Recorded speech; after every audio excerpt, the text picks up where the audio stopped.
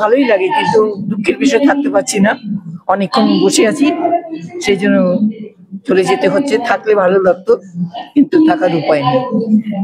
দিদি, এই আয়োজনটা যে এরকম একটা কাজ থেকে মানুষ মনে জোর পায়, আপনাকে দেখো তো অনেকে ইন্সপায়ার্ড হয়, আপনার ইন্সপিরেশন কি?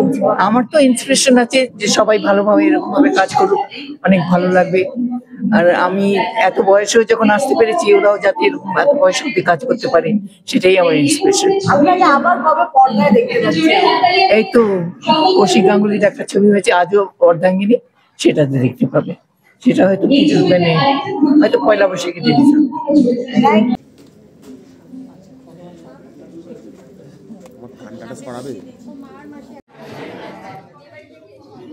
প্রথমত আজকে অন্য রূপকথা আমাদের একটি ছবি, যে ছবিটি আজকে স্ক্রিনিং হবে। তারপরে এই ছবির যিনি প্রযোজনা করেছেন ঝুমরির, তাদের পরিকল্পনাটা এরকম যে তারা প্রচুর প্রান্তিক মানুষকে জামা কাপড় তৈরি করে 20 টাকা 30 টাকায় দেন, এবং সেই সব প্রান্তিক মেয়েরা একটি করে বুটিক তৈরি করেন সেই জামা কাপড় দিয়ে, এবং তারা মাসে উপার্জন করে, মানে জীবনযাপন করে নেবার মতো উপার্জন করেন। তো আজকে আমাদের যেটা অন্যরূপ কথা, মানে আমি, আমার সঙ্গে যে আমার সহশিল্পীরা রয়েছেন, আমাদের অন্যরূপ কথা হচ্ছে আমরা আমাদের সঙ্গে নিয়ে একসাথে, আমাদের সঙ্গে যে সুন্দরীরা রয়েছেন তাদের সঙ্গে আমরা আজকে হাঁটবো মঞ্চে ঝুমরির পোশাক পরে একসাথে। এটাতে আমি অভিনয় করেছি। আমি অ্যাঞ্জেলিনা বলে যে ছবির দুই নায়িকা, একজন নায়ক, সৌরভ নায়কের ভূমিকায় আছে, শ্রী এবং আমি 2 নায়িকার চরিত্রে আছি। কিন্তু আমাদের সঙ্গে যারা আজকে আমাদেরকে সাপোর্ট করছেন এই পুরো কজটায়, তাদের মধ্যে আমার সাথে রয়েছেন আমার সিনিয়র, আমার বন্ধু, আমার ফ্রেন্ড ফিলোজফার গাইড চৈতি ঘোষাল। সেটা কিন্তু ঝুমুরের যিনি কর্মকর্তা, মানে ঝুমরি, সেটা কিন্তু ঝুমাদি বলতে পারবেন। আর চৈতিদি, তোমাকে এক ডাকেই তুমি চলে এলে কেন, সেইটা যদি তুমি একটু বলো। আমার একটা ফোনেই। Thank you. আমার মনে হয় আমি এক ডাকে চলে এলাম যখন দেবলীনা আমাকে বলল যে কজটা কি।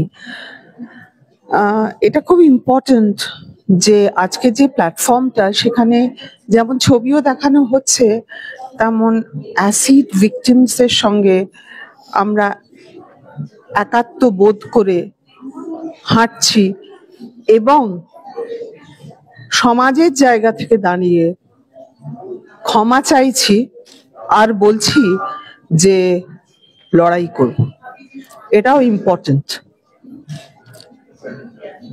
এটাও বলছি ওদেরকে আজকের প্ল্যাটফর্মে দাঁড়িয়ে, আপনাদের মাধ্যমে, আপনাদের সোশ্যাল মিডিয়া বা যে কোনো মিডিয়ার মাধ্যমে, যে মুখ চোখ হাত পা শরীর পুড়িয়ে মনের বল পোড়ানো যায় না। যারা অ্যাসিড ছুঁড়ে আজকে অসুন্দর করার চেষ্টা করেছে, তারা নিজেরা অসুন্দর, পৃথিবী সময় পরিচয় দিয়ে দেবে তারা নিজেরা অসুন্দর, সুন্দর এরা আমরা। এইভাবে ভিকটিম হয়েছেন তাদের কথা ভেবে রাজি হওয়া, এবং এটাই সবাইকে বলবো যে সবাই মনুষ্যত্ব না হারায়, সচেতন হোক, তাদের সবার বিবেক হোক। অহেতুক এইভাবে কাউকে কষ্ট দিয়ে নিজে উপরে ওঠা যায় না বা কিছু করা যায় না। খারাপ লাগে ভাবতে যে আমাদের পৃথিবীটা এমন কেন, মানুষরা এমন কেন, এই ভেবেই আসা। মাসি, আঘাত তো কারোর জন্যই সুখকর নয়। ওরা আঘাত পেয়েছে, ওদের সাথে সমভাগী হয়ে একসাথে ওদেরকে নিয়ে জড়িয়ে সবার সাথে একসাথে হাঁটতে চাই, এবং সবাইকে অনুরোধ করি ওরা আলাদা নয়, ওরা আর আমরা এক। এটা সবার মধ্যে যেন এই ভাবটা আসে, এবং ওকে দূরে সরিয়ে রাখার কোনো দরকার নেই। আমরা কাছে টেনে নিলেই সবাই কাছে টেনে নেবে, এটাই আমার বক্তব্য। একদমই তাই। সেই কথা সূত্র চেষ্টাটা করেছিলেন ওদের জীবন আলাদা করে দেওয়ার চেষ্টাটা বৃথা গেছে, আপনারা সফল হতে পারেননি। আমরা একেবারে এক মঞ্চে মুখ ফুলিয়ে হাঁটছি, আজকে হাঁটবো। আপনারা কোথায় যারা এই চেষ্টাটা করেছিলেন? আপনারা হেরে গেছেন, আপনারা চিরকাল হারবেন এবং এই হার নিয়ে বাকি জীবনটা বাঁচতে হবে। আমরা সবাই একসাথে জিতে গেছি এবং জিতেই বাঁচবো জীবনটা। ফিচার্স সবাই।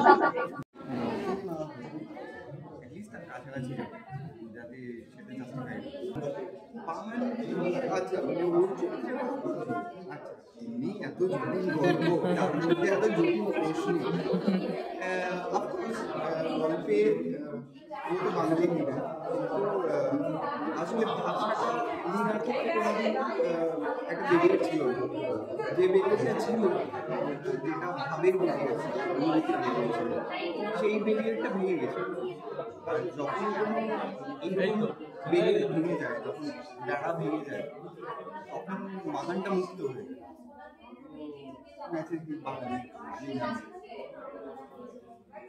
আরে তোমার জীবনে মুক্ত বেড়াটা কি তুমি ভাঙতে পারলে?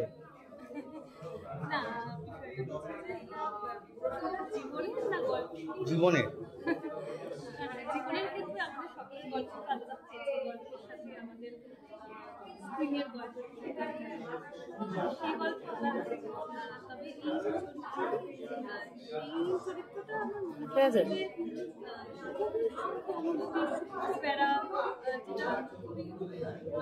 দেখা যাচ্ছে এবং একটা অদ্ভুত টানাপোড়া সবের মাঝখানে নিজেকে দাঁড় করিয়ে রাখে। সাংঘাতিক এবং ভয়াবহ একটা মেডিকেল সিচুয়েশন আমরা সবাই দেখতে পাচ্ছি যে এখানে তার কাছের মানুষকে ঠিক করার জন্য সে শক্ত হচ্ছে। আসলে যে তার সে কোথায় গিয়ে দাঁড়াচ্ছে মানসিকভাবে, সেটা মনে হয় যারা আজকে কতটা হেল্প করেছে খুবই ভালো, মানে যখন আমাকে রিহার্সাল করতে হতো তখন দিদিনাদি বলতো যে একদম সেটা শুধু শর্ট বলে নয়, শর্টের জন্য নয়। এবং সৌরভদার কথা আলাদা করে কিছু বলবো না, কারণ আমার মনে আছে আমাদের যেহেতু সিনগুলো খুবই ইন্টিমেট সিন, তো সৌরভদা সেখানে ভীষণই অ্যাজ এন গাইড এবং মানে একজন সিনিয়র হিসেবে আমাকে আলাদা করে ফোন করে জিজ্ঞেস করেছে যে কতখানি কমফোর্টেবল, এবং প্রত্যেকটা সিনে আলাদা করে যতখানি সম্ভব হেল্প করেছে। আমি কিছু গন্ডগোল করেছি সিনে, একদম সিনের মাঝখানে সেরকম গ্যাটিস দিয়েছে। থ্যাংক ইউ সো মাচ সৌরভদা, মানে ঠিক আছে, মানে বাঁচিয়ে দিয়েছে আমাকে।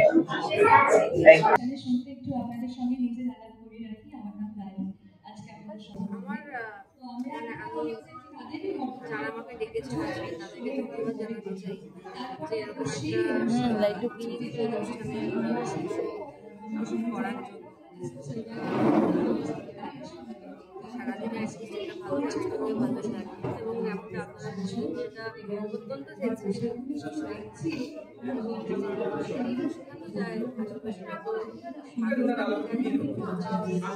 আমরা কিছু কিছু ব্যাপারে বদলাতে পারছি এবং যত পারা যায় নালিশ করা কম যায় তবেই ভালো হয়, কারণ অনেক মানুষ থ্যাংক ইউ। আরো জোরে হাততালিটা চলতে থাকুক, ঠিক যেরকম ভাবে মিউজিকের রিদমে আমরা একটা সুন্দর স্বর।